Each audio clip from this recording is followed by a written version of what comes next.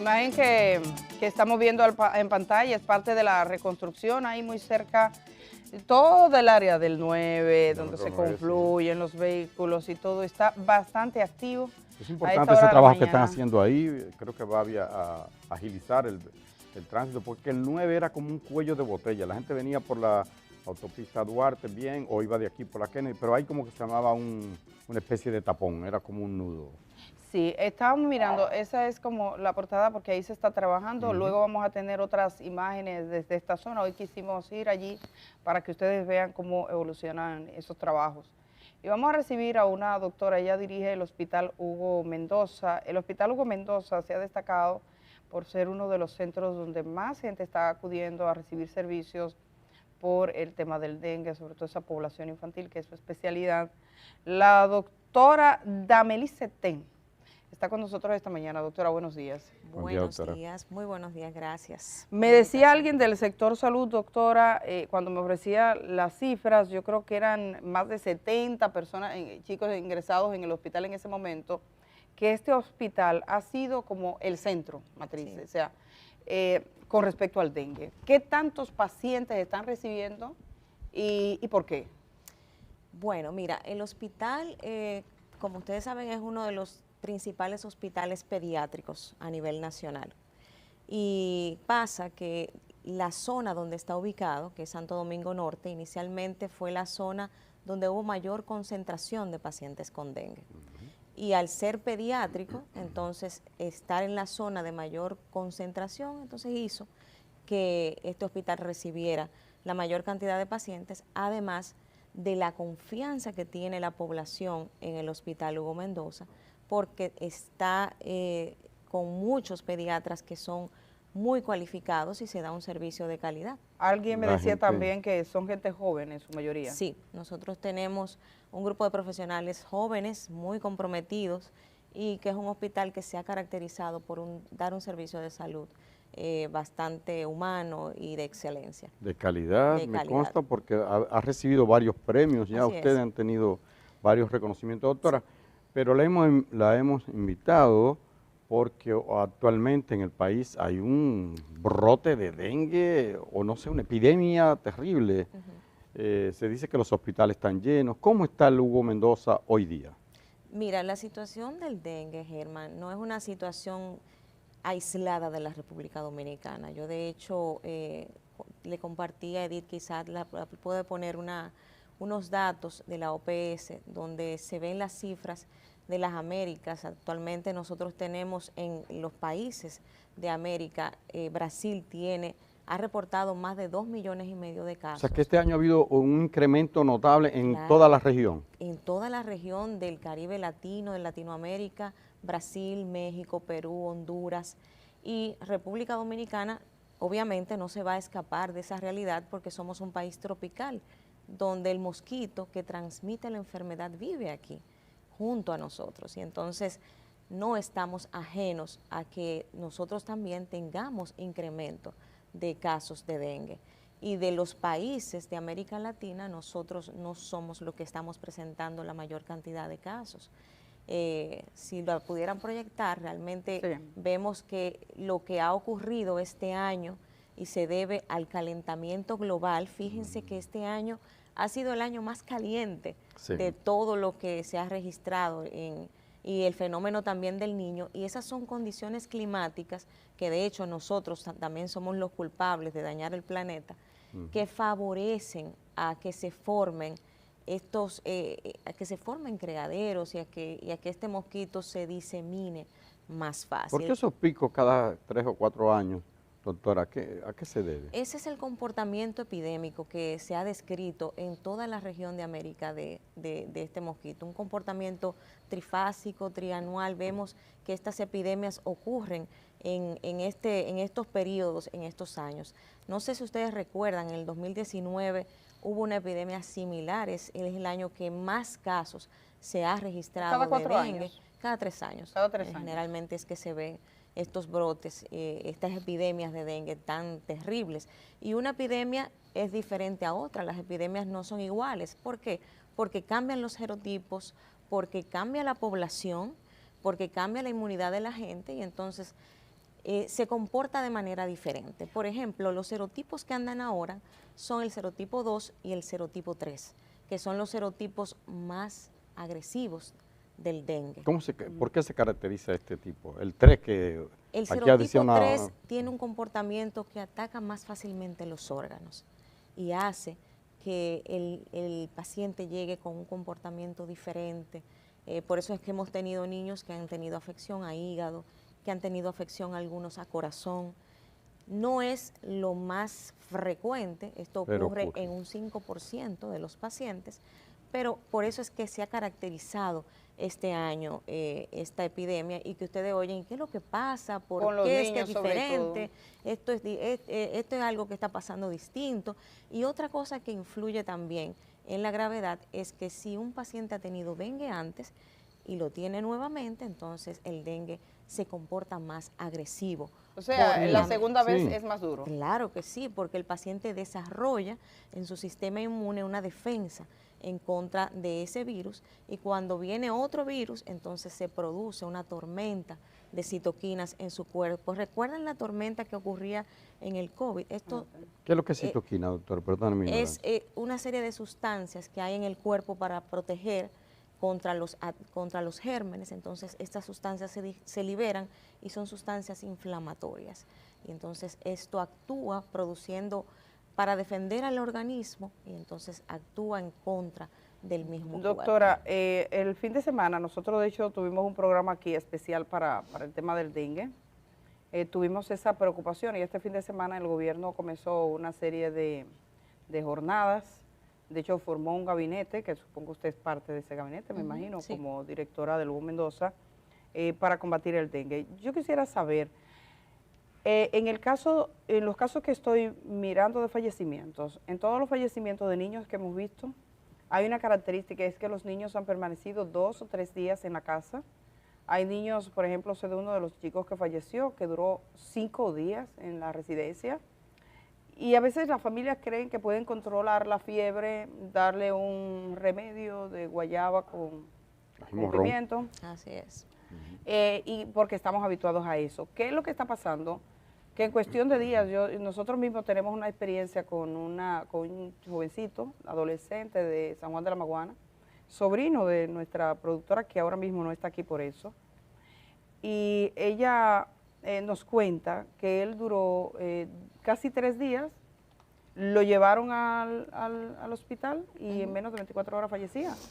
Lo mismo, por ejemplo, el doctor Vidal, que la chiquita de él duró 3 días y en el hospital yo conté 36 horas y falleció. ¿Qué es lo que pasa? ¿Por qué ese sentido de declive tan intenso y tan rápido? Sí, lo que pasa es que el dengue es una enfermedad dinámica y la gente tiene que saberlo. Nosotros cada vez que tenemos la oportunidad de hablar hacia el público y de decirlo, lo decimos. La gente tiene que crear conciencia porque no es, la responsabilidad es de todos nosotros, de todos. Y los actores principales, en el caso de los niños, son los padres o los cuidadores, porque el niño no va a ir solo al hospital. Entonces los padres tienen que observar, que ser sinceros con nosotros y decirnos exactamente el día en que empezó la fiebre. Se siente que a veces le dicen menos. Así es. Le dicen menos porque... ¿Y cuál es la diferencia entre un día o 2 o 3 con fiebre? Abismal. A ver. Lo que pasa es que esta enfermedad es una enfermedad que tiene un tiempo limitado de 10 días, ¿verdad? Y inicia con la fase febril. En esta fase febril el virus está en efervescencia, se está reproduciendo dentro de las células. Y ahí es que el niño tiene la fiebre elevada, el malestar general, el dolor de cabeza, que siempre se ha descrito que es un dolor detrás de los ojos, cuando se mueven los ojos. En los adolescentes, dolor de espalda. El decaimiento, que se ve el niño débil. Exactamente. Estos primeros 3 días, por lo general, es la fase febril. Luego viene la fase crítica. La fase crítica, y ojo con eso, inicia cuando cae la fiebre. A diferencia de las demás enfermedades infecciosas, en el dengue lo más peligroso es cuando cae la fiebre, porque inicia la fase crítica que es cuando empieza a salir el líquido, el plasma de los vasos sanguíneos, y ahí el paciente puede entrar en shock. Esto puede ocurrir entre el tercer y quinto día. Antes, hace unos años, se decía que era el quinto día, pero no. Ya está más Esto se rápido. ve al tercer día, a veces al segundo día, Wow. porque depende, no todo el mundo es igual. La respuesta de cada uno de los individuos varía. Por eso es que nosotros insistimos, podemos ver un paciente con dengue, con un probable dengue, y el paciente no ameritar ingresarse. Así. La mayoría Claro, no lleva la ingreso. mayoría no tiene que ingresarse y se puede tratar en atención primaria. La mayoría ¿Cómo de se los trata? pacientes. ¿Qué es lo que le Lo habitualmente? principal del dengue es la hidratación. ¿Y por qué? Porque el dengue lo que hace es que sale líquido fuera de los vasos sanguíneos, y si en estudios está demostrado que si tú inicias una correcta hidratación desde temprano, el paciente generalmente no se ¿Cómo complica. hidratarlo, doctora? Hidratarlo. Hay niños que lo que hacen es que vomitan, usted le está dando... Si el niño vomita hay que ingresarlo. Hay que ingresar de una. Los vómitos, más de 3 vómitos en 1 hora es un signo de alarma, y ese niño hay que ingresarlo porque tú no lo puedes No hidratar. insistir en la casa, sino llevarlo allá. Hay que internarlo de inmediato y garantizar que ese niño se hidrate endovenoso, porque la hidratación es lo fundamental. Pero quien debe decidirlo es el médico. Cuando Porque eso de Claro, pero por si teléfono, ¿verdad? De resolver por Exacto. teléfono. Si no lo llevan, el médico no puede No ingresar. puede, no puede adivinar. Tienen que llevarlo. Entonces, lo que le decía es, si yo veo a un paciente con un probable dengue o que diagnostico un dengue y no está vomitando, está comiendo, tiene buen estado general, tiene unas plaquetas por encima de 100.000, yo puedo manejarlo perfectamente en su casa, bajo los cuidados y diciéndole los signos de alarma. Pero tiene que saber el padre que si ese paciente saliendo del hospital presenta algún signo de alarma, se tiene que devolver. Totalmente. No esperar, no, yo voy a esperar a la mañana para llevarlo. Esas horas El tiempo es clave. es la vida de ese paciente, la Doctora, vida de ese niño. Doctora, hay un elemento que he escuchado a varios padres que dicen, bueno, no lo internan, no hacen nada porque tiene fiebre, pero las plaquetas están bien, entonces bueno, lo llevan mañana, las plaquetas están bien, las plaquetas están bien. En este caso, no es así, no necesariamente. No hay que internarlo a todos. Los pacientes con dengue que cumplen con criterios de internamiento son los siguientes: los lactantes, por debajo de 2 años, los que tienen comorbilidades, es decir, un paciente cardiópata, nefrópata, falsémico. El falsémico es un paciente peligroso. Peligroso. Los obesos, el paciente obeso nosotros lo ingresamos porque tiene peor control de los líquidos. Ese es un paciente. El paciente diabético, el paciente que tenga razones sociales, es decir, que viva muy lejos, que no, va a tener no tenga líquido, cómo llegar, ese que se le ve la miseria, la ingresa. pobreza. Exactamente, ese paciente también se ingresa. Pero el tema de las plaquetas cuando baja, que no necesariamente baja en este caso, he escuchado. La gente tiene mucho las plaquetas. Que cree que es una prueba de dengue, como una prueba de embarazo. Que si yo hago una prueba de embarazo, sale sí o no. Exacto, pero las plaquetas pueden bajar en cualquier otra enfermedad. Pero también un bajón brusco de las plaquetas es un criterio de ingreso.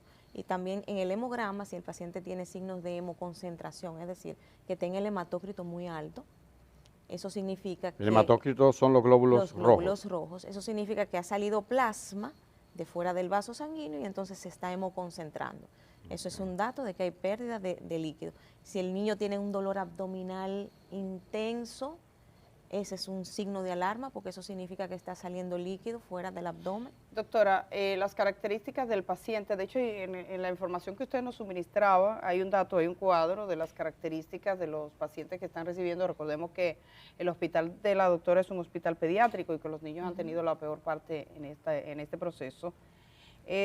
Yo veo algunas de las características que usted pone acá, características de los casos Hospital Pediátrico Hugo Mendoza. Ustedes han atendido 1.755 casos. En lo que va del año, sí. La mayor parte de niñas, digamos que casi en cifras iguales, 52%.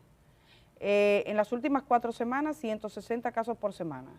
Aproximadamente. El 41.2 llega a los primeros 3 días con síntomas, esa es la fase febril, o sea, llegan por fiebres. 46.8 llega en el 4º o 5º día de cuadro y está en fase crítica, pero escuchen la cantidad. 46.8, casi la mitad. El resto, 12%, llega después del 6º día. Entonces, ¿cuál ha sido la experiencia de ese tránsito en el hospital? Mira, ha sido muy difícil, Edith. Sí. Ha sido muy difícil. ¿Por qué? Porque ver un niño previamente sano, exponerlo de manera irresponsable a veces a una situación tan difícil y que nosotros a veces tenemos que entrar a este niño a cuidado intensivo, es muy lamentable ver que por desconocimiento o por irresponsabilidad se llega tarde el paciente, y esas cosas no deben pasar, no deben pasar. Por eso alguien dice, doctora, que lo más caro no es la educación, sino la falta de educación. Así es. Puede ser letal. El hombre, por su ignorancia, puede ser criminal, o no criminal, pero puede matar por su ignorancia. En el caso de la gente que dice, no, es que yo lo veo, pero él no está tan mal, yo lo llevo mañana, me gustaría que usted le hiciera de nuevo el llamado que hizo ahorita en lo vital que es el tiempo. El tiempo. Sí.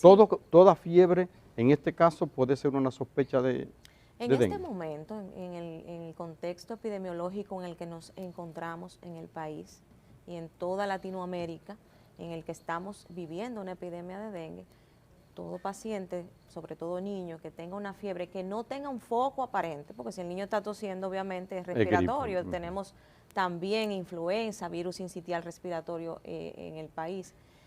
Hay que sospechar de un dengue. Y no es que tiene que ir a la emergencia, llévelo a su pediatra. Exacto.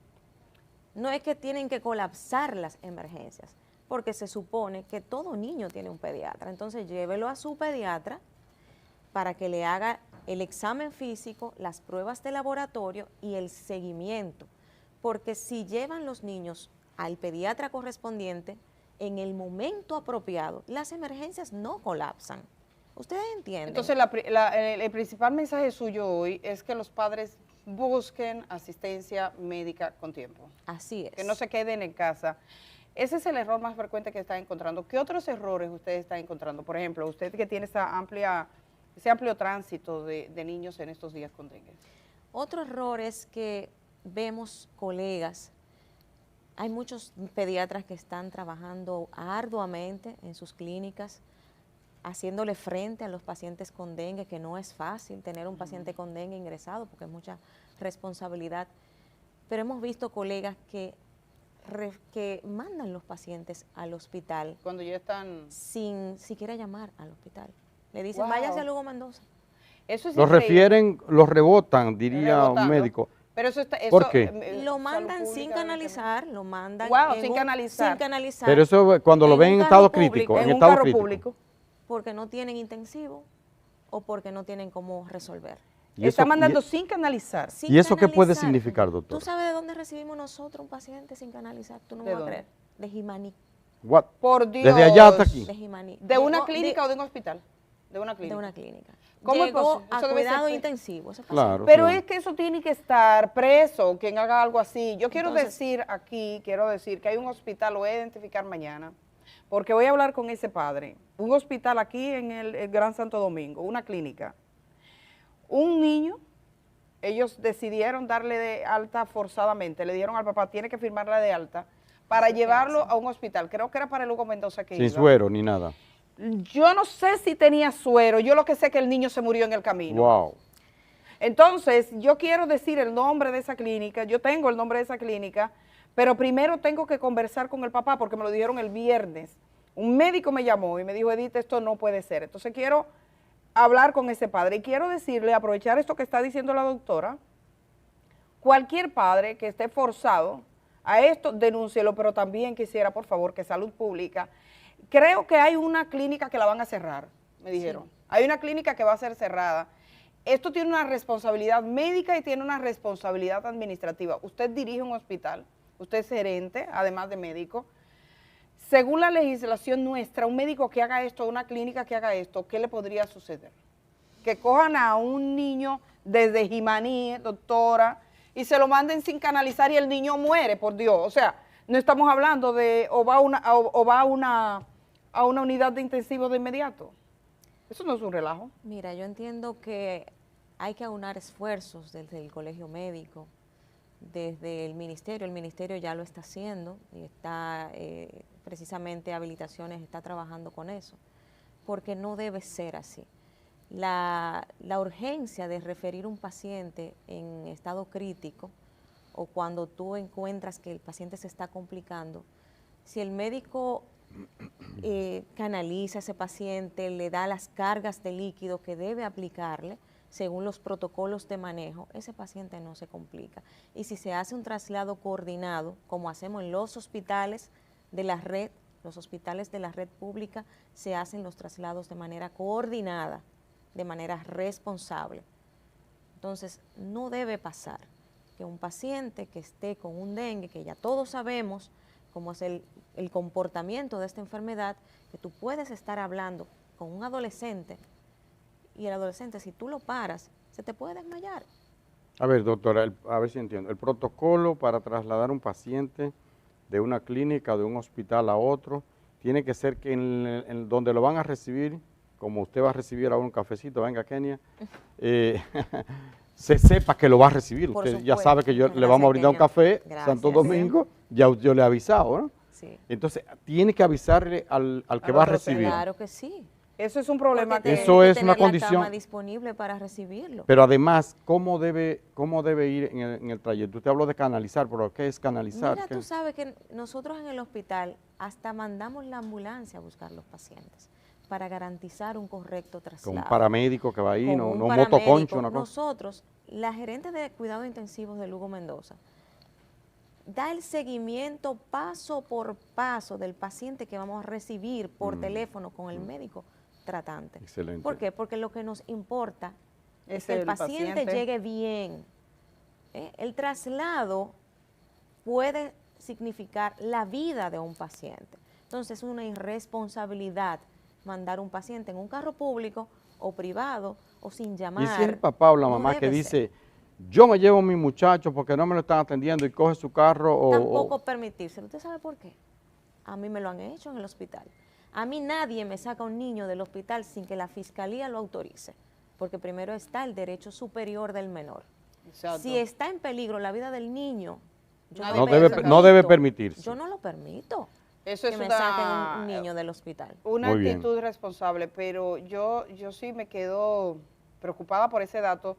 Aquí estuvimos conversando con Senen Cava y habló de las prácticas de clínicas, y en el caso del dengue, debo decir, se está repitiendo, eso pasó en la pandemia. Con COVID pasó eso. Solo que en la pandemia, el gobierno en ese momento, yo recuerdo que estaba el Partido de la Liberación Dominicana y estaba el doctor Sánchez Cárdenas, que por cierto está aquí hoy, le tocó sancionar y decirle a las clínicas, ustedes no pueden hacerlo. Ahorita lo vamos a conversar de El rebote. Y desde Salud Pública tomaron decisiones frente a aquellas clínicas. Entonces, invitar a que eso se haga. Pero, ¿cuánto de ese porcentaje de pacientes que ustedes tienen, ustedes son el principal centro, cuánto usted calcula que han recibido en esas condiciones? O sea, ¿cuántos pacientes ustedes reciben al día rebotado? Tendría que calcularlo, Edith, honestamente. Son muchos. Son bastantes. ¿De todo el país? Son bastantes, sí. De todo el país. Sí, ¿Eso que realmente pasó sí. con ese paciente desde Jimaní es frecuente o es una excepción? Que vino sin siquiera tener canalización. Bueno, recibimos uno de Samaná. en Uno una de Samaná. ocasión. De una clínica también. Sí, de una clínica. De una clínica. De ¿Sin una canalización? clínica, sin canalizar. Pero ven acá, ¿y qué le En- pasa a ese médico? En esa ocasión fue porque los padres supuestamente pidieron el alta, pero es como te digo, o sea, mi paciente llegó a mi centro y yo soy la responsable de Y ese no De se la me va vida sin de ese canalizar y de tú la tienes que vida. explicárselo Y hay también. que explicárselo y decirle las Mire, consecuencias. si usted se de lleva lo ese que niño eso sin puede canalizar, usted sabe pasar. que se le puede morir en el camino. Así- Lléveselo, pero póngalo en suerito. Claro. Ningún padre va a decir que no digan ese cuento.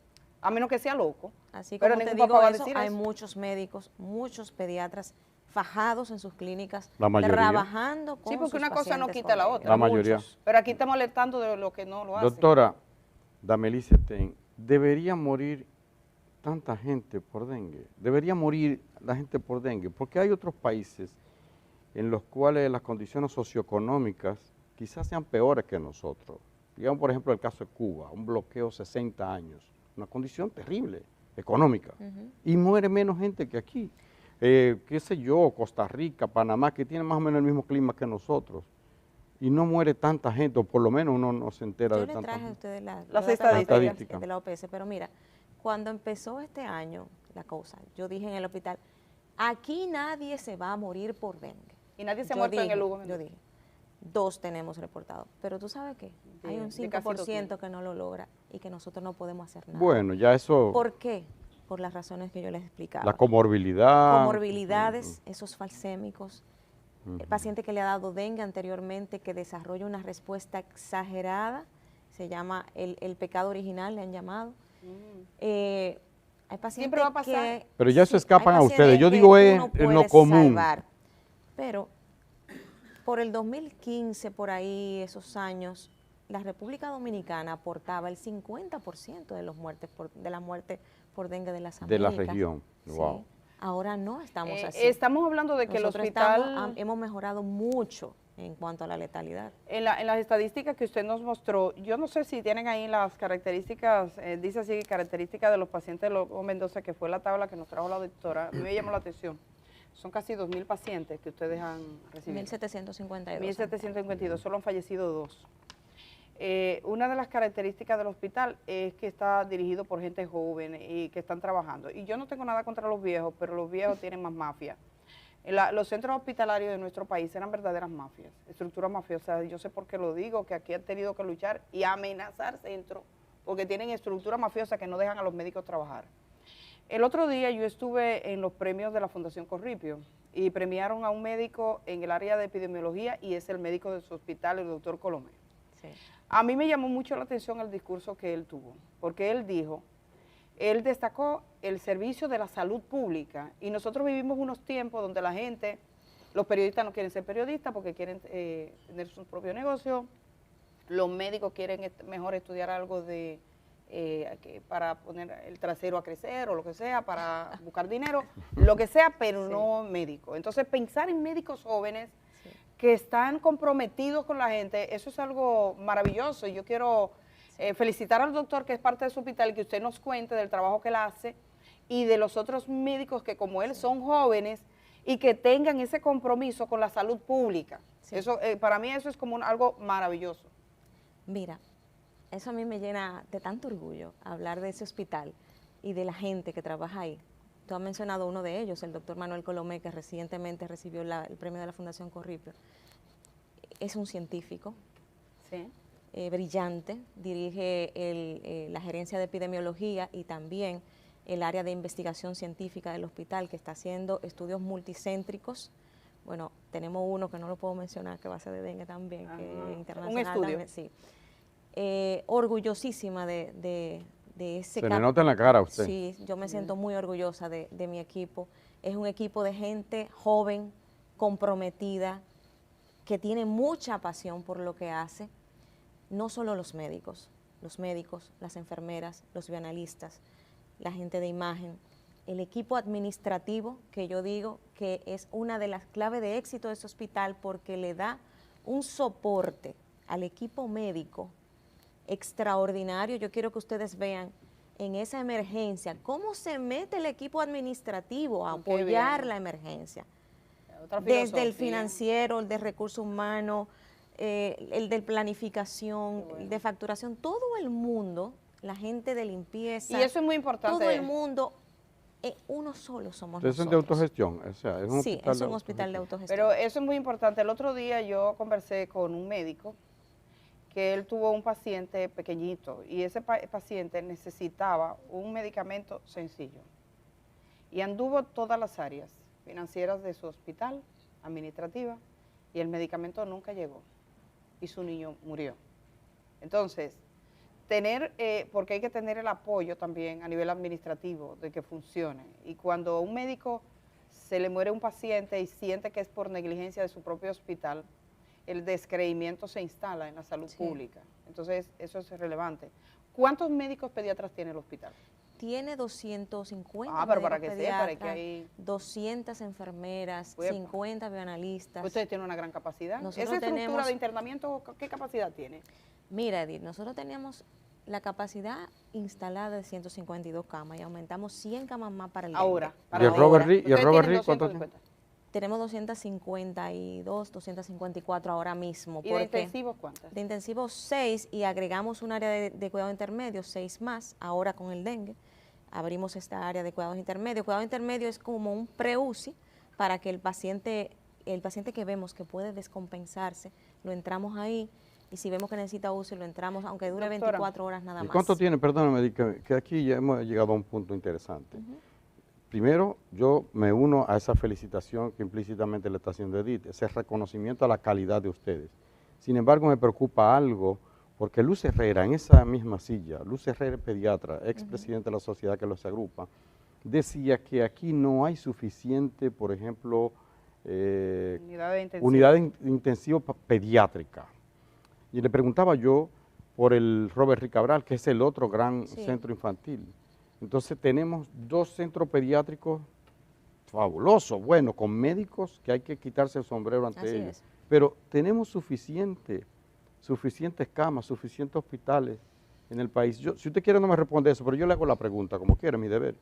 ¿Tenemos suficientes hospitales pediátricos en el país? Realmente no tenemos suficiente, pero se están, mira, ¿cómo se llama? El Calventi están abriendo una unidad de cuidados intensivos. Creo que en esta semana, sí, en esta semana ya se abre una unidad de cuidados intensivos.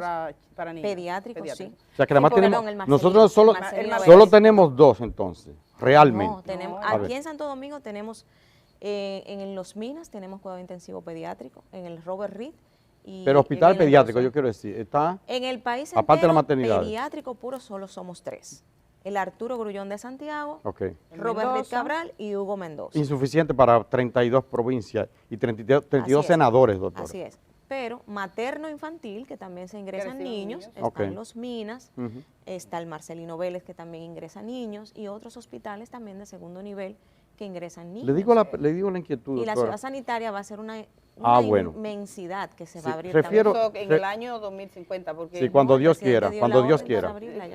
Doctora, ya finalmente. Es lo que tengo entendido, sí. Le decimos esto, la preocupación viene porque independientemente del esfuerzo épico casi que ustedes hacen, si hay una concentración, si demandan todos los niños para allá, obvio que en algún momento colapse el sistema o estos van a estar agotados, que hay que invertir más en eso para ver cómo se descongestiona. Se está haciendo un gran esfuerzo, pero tú sabes qué pasa, que también solamente en el país hay 30 intensivistas pediátricos. 30 Solo 30. En el país entero. Uno por y tenemos provincia. 50 camas, me dijeron ahora reciente que son como unas 50 camas de intensivos pediátricas. Sí, solo 50. Contando hospitales y clínicas privadas. Sí, porque tú sabes que el intensivo pediátrico no es rentable, y por eso las clínicas, las clínicas no tienen prácticamente. La plaza tenía como 7 camas y las redujo solamente a 2. No es negocio. No es un Pero negocio. también no es negocio, volvemos a otro punto. Ya sabemos. Si estamos con el dengue y está con menores, el Ministerio de Salud Pública puede decirle tienen que abrir tantas plazas para niños. Eso es así porque así fue en el dengue. Se está haciendo. Así fue en el COVID, Digo, perdón, en el COVID. Eso hay que decir, porque eso no es, el sistema no se autorregula solo. Marcelino va a abrir. Marcelino va a sí. abrir. Y el inconveniente ha sido básicamente el recurso humano, que también es planificación, porque aquí todo el mundo estudia derecho, todo el mundo, entonces tú tienes mucha gente de campo que quiere estudiar medicina. El Estado Dominicano dice, nosotros le vamos a ofrecer becas a muchachos jóvenes que quieran especializarse en pediatría. Yo estoy segura que la fila es larga. Porque si le buscan y le aseguran un puesto. O en enfermería y cosas así. O buscar, eso se llama planificar los recursos. De nosotros es, si quieren. Doctora, ¿cuál es el momento de todo este dengue que ustedes han tenido más pacientes? ¿Cuántos pacientes ingresados juntos? Mira, nosotros en la semana 34 creo que fue la más difícil. ¿En cuál estamos ahora? Entramos a las 43. Llegamos a tener 132 pacientes. Wow. 132 pacientes. En un día, o sea. 132 pacientes. Y en este momento. ¿Cómo se hacían ustedes, doctora? Hoy tenemos 88. 88 niños ingresados. Por eso que decimos que ya. ¿Y la de intensivo está llena? Sí. Oigan, pero no con dengue. Nosotros tenemos ahora mismo en intensivo, creo que 2 niños con dengue. Los demás, porque es un hospital polivalente. Pero tenemos los 88 traumas ingresados no son de dengue oncológicos. todos. Probable dengue, Probable porque dengue. tú sabes que es una enfermedad febril, probable dengue, que tiene que descartarse, pero nosotros le damos el beneficio del manejo. Puede ser otra causa de la fiebre, pero como se comporta se preparan por si acaso. Lo ingresamos como enfermedad febril, probable dengue. ¿Cuándo se supone que comienza ya a bajar esto? Mira, históricamente se supone que la semana 39 era la más dura y que después de ahí empezaba a bajar. ¿Por qué? Porque venía el frío. Ya estamos a la 40. Yo estoy detrás de Jim Suriel todos los días, a ver, porque anunció un frente frío en estos días, pero después dijo que se devolvió, que no sé qué pasó. Cuando llegue el frío, es que se calma. Es que la cosa se va a calmar porque a la mosquita no le gusta el ambiente frío. A ella le encanta el calor, porque ella, para que sus huevos se puedan desarrollar, ella pica. Eso es lo que Así hay ella gente hace. en la política que igualito que ese mosquito. Pero tú sabes que hay madres hay personas que no creen que el dengue se transmite por un mosquito. todavía. qué? Hay gente que cree que aquí se vendió arroz plástico. Dios mío. Entonces, si usted cree que hay gente que pueda pensar... La que ignorancia el arroz criminal, es se lo digo. Puede pasar de todo, doctora. Entonces oremos para que llegue el frío y para que llegue una ¿Y brisita. en la casa qué hacer así. en lo que llegue el frío, doctora? En la casa eliminar todo lo que pueda ser un criadero de un mosquito, gomas, cáscara de huevo que inclusive la gente En deja el ahí. techo. Si tiene que necesariamente la gente almacenar agua, tiene que untarle alrededor el cloro. Fumigar, tiene que doctora, tapar. fumigar. Bueno, sí, claro, hay que Pero fumigar, la pero fumigación- lo importante es eliminar los criaderos. Sí, porque es como La el formación semillero. de claro. Sí. Usted no hace nada con matar lo que están vivos y el semillero está ahí. Doctora, muchísimas gracias. Vamos a aceptar ustedes. la invitación que usted nos hace de visitar el hospital. Y felicidades de nuevo. Vamos a ir al Gracias. hospital a ver ese trabajo en conjunto. Yo creo que vale la pena que la gente, si nos permiten estar en una ronda médica, yo me Pero atrevo a ir. En una maravilloso. ronda médica nos vamos para allá. Yo le hago un tour a ustedes, miren, entero. Vamos en el a ir hospital. porque Pues iremos. la verdad, el hospital Hugo Mendoza, que es el hospital que más pacientes por dengue está recibiendo, 88 internos en el día de hoy, llegó a tener 134. 134 juntos por dengue. ¿Saben lo que es eso? A los padres, vamos a llevar a esos chiquitos de una vez a su pediatra, y a las clínicas privadas hay que ponerle atención, porque eso de mandar muchachos que desde Samaná y desde Jimaní, un niño con fiebre, eso es criminal. Mandarlos sin ponerle un suero. Eso no Y puede sin ser. avisar al hospital que lo va a recibir. No, eso es criminal. Eso tiene que ir al Ministerio Público.